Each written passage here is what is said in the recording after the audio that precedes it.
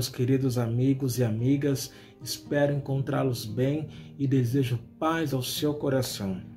Bom, certamente você deve ter ouvido uma história, um relato do Evangelho de Lucas, para ser mais preciso, que é a história dos discípulos de Emaús, dos discípulos a caminho de Emaús.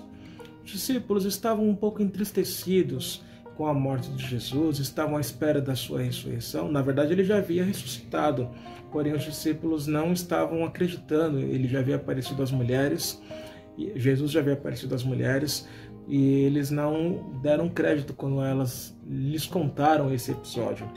Pois bem, então eles resolvem ir a Emaús, e durante o caminho Jesus aparece para eles. Eles não reconhecem Jesus. Jesus pergunta o que acontece, porque vocês estão tristes. E aí eles contam, como você não sabe o que aconteceu, Jesus era um grande profeta, em atos, palavras, crucificaram, nós esperávamos que ele fosse ressuscitar, porém ele não ressuscitou, achamos que ele ia libertar Israel.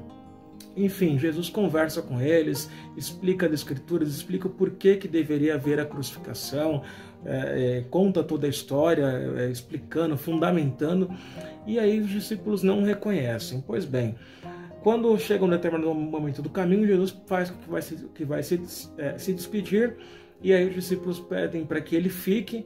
Jesus fica com eles, e aí quando Jesus se senta à mesa, vai partir o pão. No partir do pão, eles o reconhecem, porém Jesus desaparece. E na hora que eles o reconhecem, os olhos deles se abriram, por isso que eles puderam reconhecê-lo.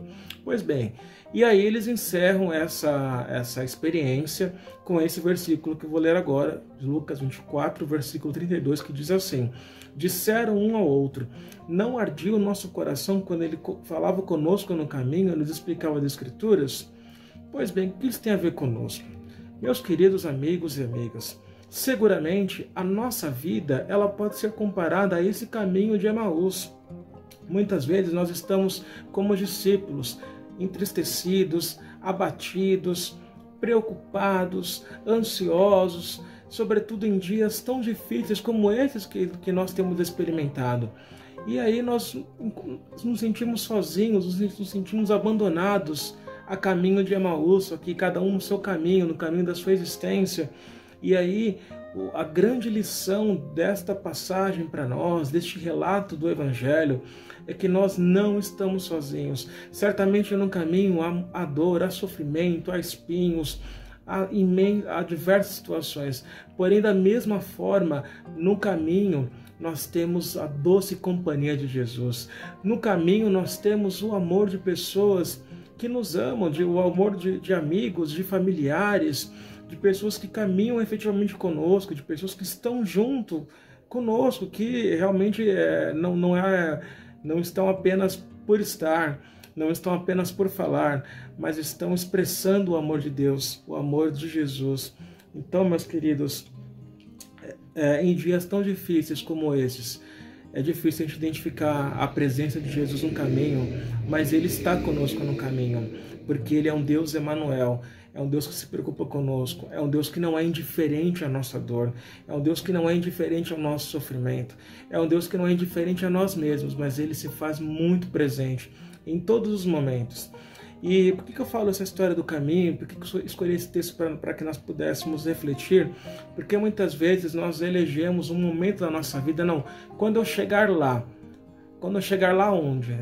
Quando eu chegar lá naquele lugar, quando eu alcançar aquele objetivo pessoal, profissional, sentimental, enfim, eu vou poder fazer isso. Mas no caminho há coisas que nós podemos fazer, há coisas que nós podemos contemplar, no caminho há muitas opções, no caminho há muitas coisas que às vezes nós estamos deixando passar despercebido. Quando eu era criança e quando eu viajava com a minha família, eu me lembro que eu ficava ao lado da minha irmã no carro e às vezes ficava olhando as coisas no caminho, na estrada, e ficava contemplando com ela aquilo. E até hoje eu faço isso, inclusive quando eu viajo, estou dirigindo, eu fico lá contemplando. Mas quando eu era criança tinha aquela coisa da novidade, e você ficava olhando, olha que interessante, olha que bonito. Não deixava para contemplar apenas quando eu chegava no meu destino, mas contemplava as coisas que estavam no caminho. Então, às vezes, nós podemos contemplar coisas boas no caminho, sem esperar chegar no destino. O caminho pode ser tão bom quanto o destino. No caminho, sobretudo, há a doce companhia de Jesus, é a doce companhia de pessoas que expressam o amor de Deus.